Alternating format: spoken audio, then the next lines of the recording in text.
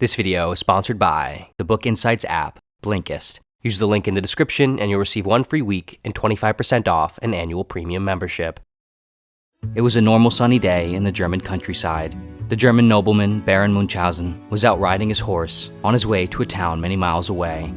In front of him was a long winding path. Beside him was a large mire, an expanse of deep swamp and boggy ground. While the Baron was looking up, peacefully enjoying the view with the sun on his face, suddenly his horse jolted.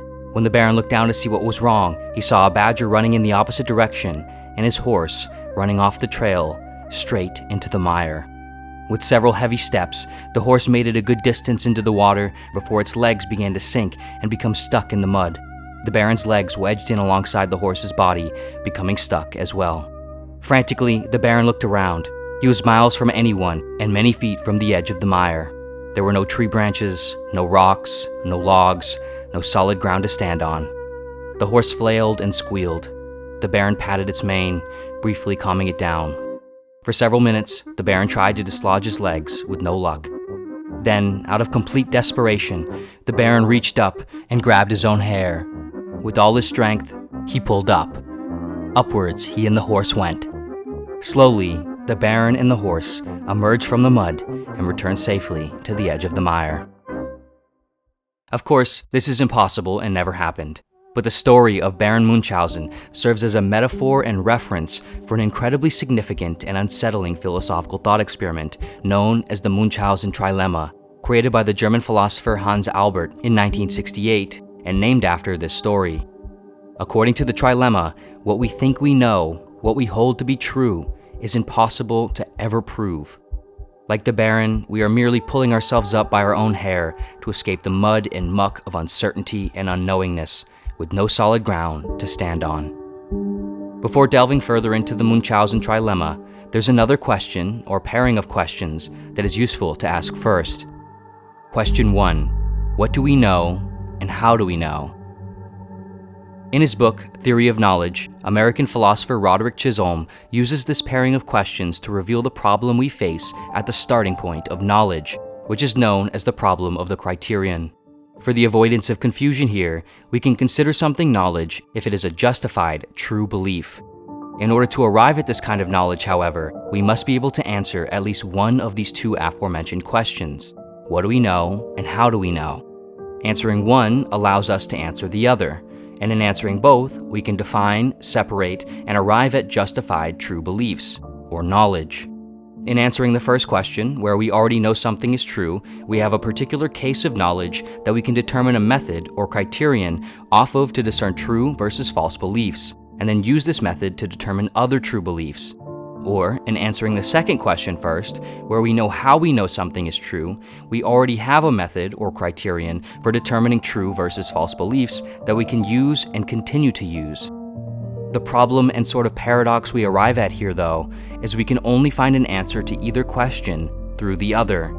How can we know what we know without a method or criterion for knowing first? But how can we have a method of knowing without knowing anything first? In other words, we cannot answer the first question without first answering the second, but we cannot answer the second question without first answering the first. We are caught in a loop. Now, here we find ourselves in the mire, the swamp of the Munchausen trilemma, trying to pull ourselves up by our hair to defend what we know or think we know. Question 2. Can we ever prove that anything is fundamentally true? The Munchausen trilemma demonstrates that there are only 3 ways to justify something as true, and none of them sufficiently do so. The first way, one attempts to justify a proposition as true with another proposition that requires the original proposition to already be true. This is known as circular reasoning. For example, someone might make the claim, God exists. Another person might then ask, how do you know? The original person then says, because the Bible says so. The other then asks, why should we believe the Bible? The original person says, because it is the divine work of God. The problem here, of course, is that the proposition used to justify the original proposition as true presupposes the original proposition as already being true, or simply restates the original proposition in different terms. This is merely stating something as true. It is not justifying or proving anything. The second way, One attempts to justify a proposition as true with another proposition that is not dependent on or a restatement of the original proposition. But this new proposition requires new further justification, and then the new justification does, and then the justification for that, so on and so forth, into infinity. This is known as an infinite regress. For example, someone might ask, why does the Earth exist? Another person answers, because gravity pulled a swirling cloud of gas and dust together to form a planet. The problem here, however, is where this then goes. In order to use this proposition as a justification, it also needs to be justified.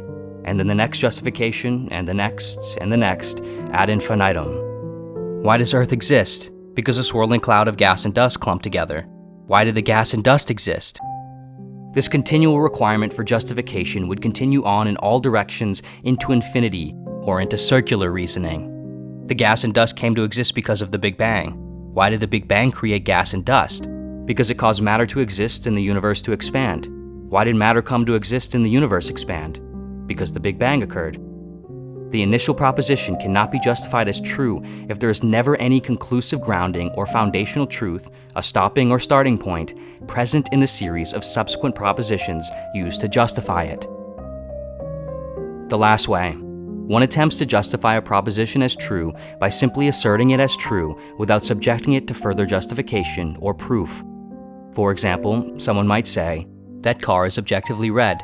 Another person might then ask, how do you know? Because I can see the red.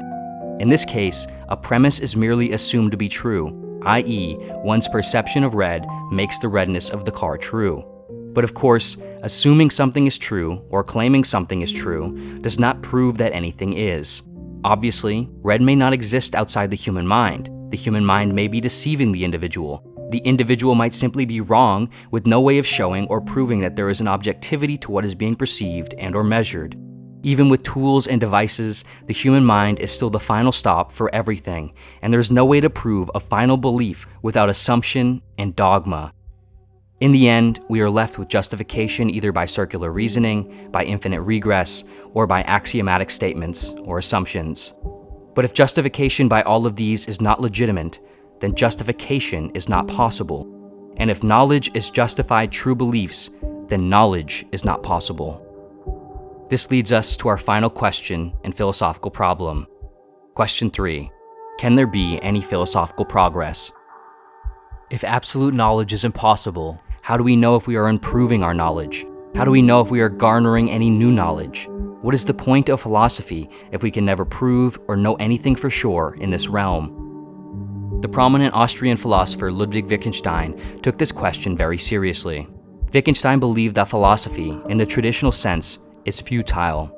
For him, there is no structured logical answer or solution to life, and there are very few, if not no, genuine philosophical problems, and any individual who seeks them to answer them conclusively are, as he put it, like flies trapped in a transparent glass bottle trying to escape by bashing against the side. With regard to his aim in philosophy, Wittgenstein said, to show the fly the way out of the fly bottle. Of course, ironically, Wittgenstein, a philosopher, asked and answered these questions, doubting the purpose and value of philosophy through philosophy. Perhaps asking what is the point of philosophy is the kind of question that contains the answer in the mere act of asking it.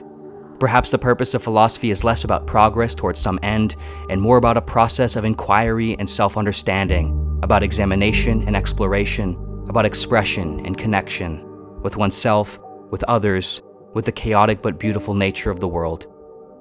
Theoretical physicist Richard Feynman said, "I can live with doubt and uncertainty and not knowing. I think it is much more interesting to live not knowing than to have answers that might be wrong. If we will only allow that, as we progress, we remain unsure, we will leave opportunities for alternatives. We will not become enthusiastic for the fact, the knowledge, the absolute truth of the day, but remain always uncertain. In order to make progress, one must leave the door to the unknown ajar." Sometimes philosophy is like science and math. Sometimes it is like music. Sometimes you walk away with learning something about the nature of things, or believing that you have. Sometimes you walk away simply with the feeling that you are a part of the nature of things, that you've been heard, been understood, that someone out there who you'll likely never know separated by potentially immense distance and time, is deeply connected to you in thought, in sensibility. That someone knows you well. Perhaps philosophical progress is not merely contingent on uncovering truths, but aiding in the harsh, barren reality that there aren't any, at least none that we have access to. Perhaps we are all trapped in the fly bottle, and no one's coming to let us out.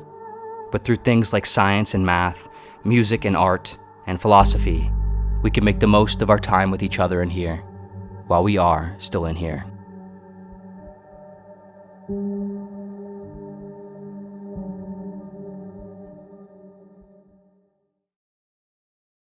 This video was sponsored by Blinkist. So what'd you think of the Cosmo Sapiens blink? Kevin asked his friend Eddie. The two longtime friends were out getting lunch together. Super interesting. I never really thought about how much culture and the time in history can change how people see their place in the universe and what the origins of everything is. Like the book said, science is limited. What will we think in the future? If you like that book, you should check out Dark Matter and the Dinosaurs by Lisa Randall. It's about how scientists understand and predict certain mass extinction events. Kevin replied. Kevin took out his phone and opened up the Blinkist app. He went to the Explore section containing over 5,500 nonfiction books across 27 different categories. He searched Dark Matter and the Dinosaurs. Then, he selected and shared it using the new Blinkist Spaces feature, where they could share and recommend titles to each other and their other friends. Awesome, yeah, I'll definitely check that one out. How long is the explainer for that one? Kevin looked down at his phone. Just over 15 minutes. Both Eddie and Kevin took a bite of their food. I appreciate you sharing the Blinkist Connect account with me, man. I've really been reading so much more ever since. Eddie continued. Of course, man. Didn't cost me anything. It was free with the premium account. Crazy how much one habit can change your life, right? Yeah, I'm gonna start sharing it with more people, honestly. Just tell them to click the link in this video's description or the QR code on the screen, and they'll receive a 7-day free trial and 25% off Blinkist Premium. What? Eddie replied, confused. We're an ad, Eddie. We're all ads. Don't you get it? That's how this works. Eddie looked at Kevin, terrified. What happens after the ad ends? Eddie asked.